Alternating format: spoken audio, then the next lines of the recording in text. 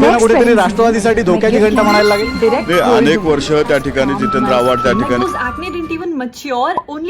काम पाहत होते, परंतु फक्त धार्मिक ध्रुवीकरण करून त्यांनी तिथं मतं मिळवली. त्यातल्या भागाचा विकास करण्यामध्ये ते अपयशी ठरले.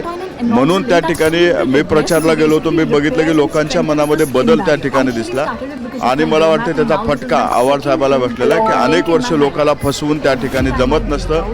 तिथले जे स्थानिक प्रश्न आहेत, गटर, वॉटर मीटर, ते अजूनही तसेच आहेत. त्याचा फटका त्यांना बसलेला आहे आणि अजितदादाला सोडलेला मूळ फटका त्यांना बसलेला. सागर, सोलापूरमध्ये बहुमताचा आकडा गाठलेला आहे भाजपनं. नक्कीच, आणि सोलापूरमध्ये 51 हा बहुमताचा आकडा आहे आणि भाजपनं तो आकडा गाठलेला आहे. अजून एक महत्त्वाचे अपडेट आपण पाहतो आहोत. पिंपरी चिंचवड आणि ठाण्यामधून महत्त्वाचे अपडेट आहे. मालेगावमध्ये माजी महापौर हाजी मलिक हे विजयी झालेले आहेत. संभाजीनगर प्रभाग 6 मध्ये देखील एमआयएमनं या ठिकाणी मोठा विजय प्राप्त केलेला आहे. महत्त्वाचे अपडेट, एक एक निकाल हाती येतो. ठाण्यामध्ये प्रभाग 6 मध्ये, त्याचबरोबर पिंपरी चिंचवडमध्ये भाजपनं 70 जागांवर आघाडी घेतली आहे. पिंपरी चिंचवडमध्ये अजित पवारांनी जो काही जोर लावलेला होता, अजित पवारांनी या ठिकाणी म्हणजे मागची सत्ता पुन्हा एकदा हाती मिळवण्यासाठी अजित पवारांनी थेट भाजपवर अत्यंत जोरकसपणे वार केलेले होते. अजित पवारांना तरी देखील पिंपरी चिंचवडमध्ये कुठेतरी या ठिकाणी यश येताना मिळताना दिसत नाही. हे बघा, आम्ही प्रचारामध्ये चांगल्या पद्धतीने त्यावेळी रणनीती आखली होती. रणनीती आखत असताना अनेक प्रकारे राष्ट्रवादीला रोखण्याचा प्रयत्न त्या ठिकाणी झालेला आहे. जसं की आमच्या जे काही एजन्सी होत्या, ऐन निवडणुकीच्या काळामध्ये त्यांच्यावरती छापे टाकण्यात आले, त्यांची चौकशी करण्यात आली. अशा अनेक पद्धतीचा वापर त्या ठिकाणी झालेला आहे.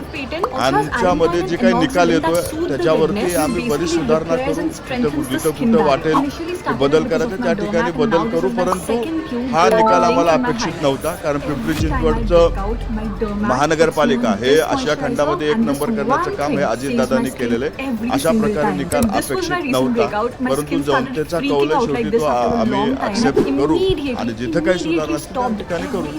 नक्कीच, आणि एक महत्त्वाचे अपडेट आता समोर येते विनोद सर. केडीएमसी पॅनल क्रमांक 17 मधली ही ब्रेकिंग न्यूज आहे. पनवेलमध्ये 22 ठिकाणी भाजपचा विजय झालेला आहे. भाजपचे उमेदवार तर केडीएमसी पॅनल 17 मध्ये कुणाल पाटील हे आघाडीवर आहेत. या घडीची मोठी अपडेट आपण पाहतोय. केडीएमसी पॅनल क्रमांक 17 मध्ये कुणाल पाटील आघाडीवर आहेत, तर केडीएमसी मध्ये भाजपनं या उमेदवाराच्या रूपानं दमदार सुरुवात केलेली दिसून येते.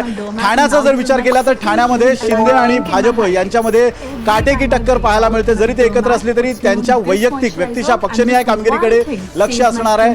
वसई विरार मधले काही अपडेट्स आपण बघतोय. पनवेलमध्ये 22 ठिकाणी भाजप उमेदवार विजयी होताना दिसत आहेत. या घडीची मोठी अपडेट आपण बघतोय. त्याचबरोबर आपल्यासोबत आता संदीप आचार्य जोडले गेलेले आहेत. संदीप आचार्यजी, मुंबईचे रिझल्ट जर बघितले तर उबाठ हा अनपेक्षितपणे मुसंडी मारताना दिसते. असं वाटत होतं भाजपच्या खालोखाल शिंदे हा पक्ष राहील, मात्र शिंदेच्या शिवसेनेऐवजी उबाठाचे 54 आणि भाजप 6. आता याच्यात तुम्ही बघा 43 स्लॉटमध्ये हे सगळे निकाल येत आहेत. तर ते कुठून येत आहेत? लालबाग परळ, मुंबईपासून दादर माहीम पट्टा, कुठल्या पट्ट्यातनं ते आता निकाल सध्या पहिले जाहीर होतात त्याच्यावर बरीचशी गणित अवलंबून राहील. आता याच्यामध्ये तुम्ही जर बघितलं साऊथ बॉम्बेमध्ये शिवडीपासून संपूर्ण माहीम दादरपर्यंत संपूर्ण जर गेला असेल तो जो पट्टा आता येत असेल तर स्वाभाविकपणे तुम्हाला आता दिसेल की उबाटा